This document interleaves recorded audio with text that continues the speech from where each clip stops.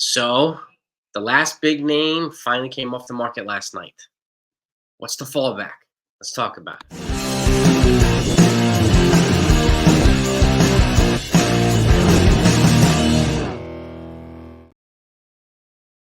Hey, gang, hope you're all doing well. So, for those of you that haven't heard, I did go live last night when the news broke. According to Jeff Passan, MLB trade rumors, ESPN, it's all over the place now.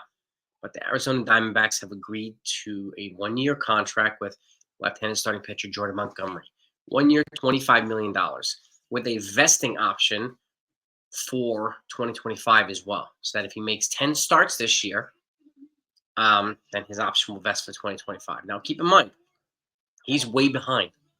So he's going to need a ramp-up period. So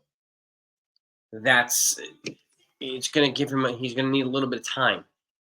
Okay. And another thing, the Diamondbacks have to put him on the 40-man. Okay. He's not on the 40-man yet. Now, there's a player, have I written down here? There's a player named Emmanuel Rivera. He's an infielder, actually. He's out of options. He's a 27-year-old first base, third base option. That he could be an option. I keep an eye out. I keep my eyes and ears out for him as a guy that the Yankees could probably acquire in a trade. They're looking to fill bench pieces, right? Well, this guy represents what the Yankees would need. So I would keep an eye out for that.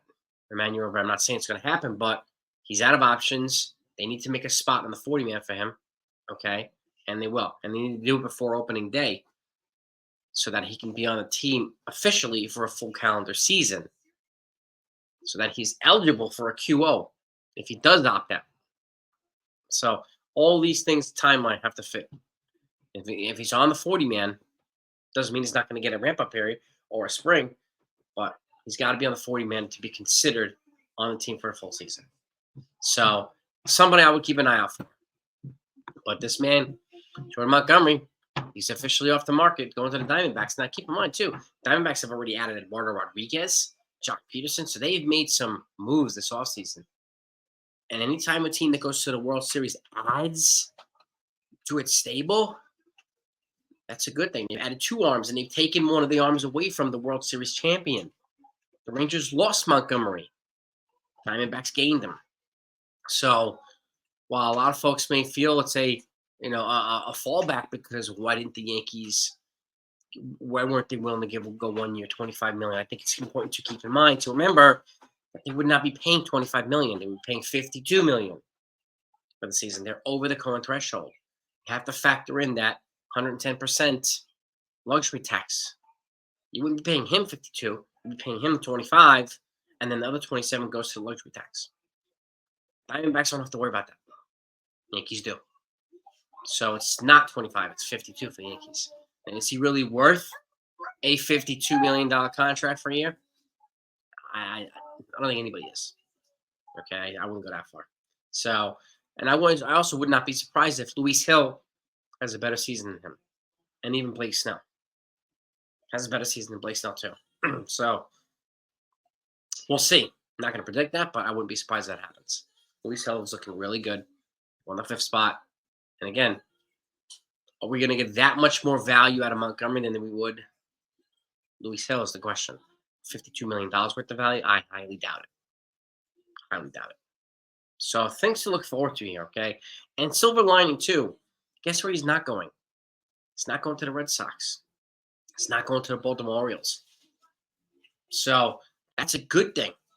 He's not going to the Astros, who are down 3 pitchers. He's not going back to the Rangers either. He's not going anywhere in the American League. He's in the National League now.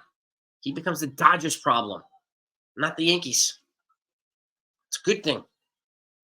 The Diamondbacks have added. The Giants have added. And even the Padres have quietly added too. So the Dodgers have their hands full. And not only do they have to deal with this ridiculous Shohei Ohtani soap opera, which is essentially could become a scandal. And I don't know what you folks believe, but I don't buy his story. But that's still, he's innocent until proven guilty, right? So, but Diamondbacks, congratulations to them. Congratulations to Jordan Montgomery. And again, the fallback, I think, is more for the Dodgers than it is for the Yankees. The Dodgers have to face this guy now, playoff tested pitcher that they've added to their stable, Heyman and Eduardo Rodriguez.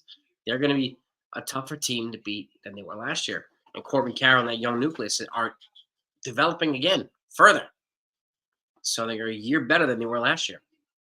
So this team is going to be pretty formidable for the foreseeable future.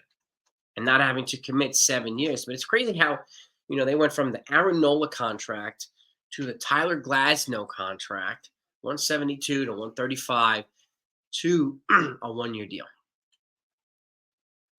This is what happens when Scott Boras sets the prices way too high, right? And that's what he did.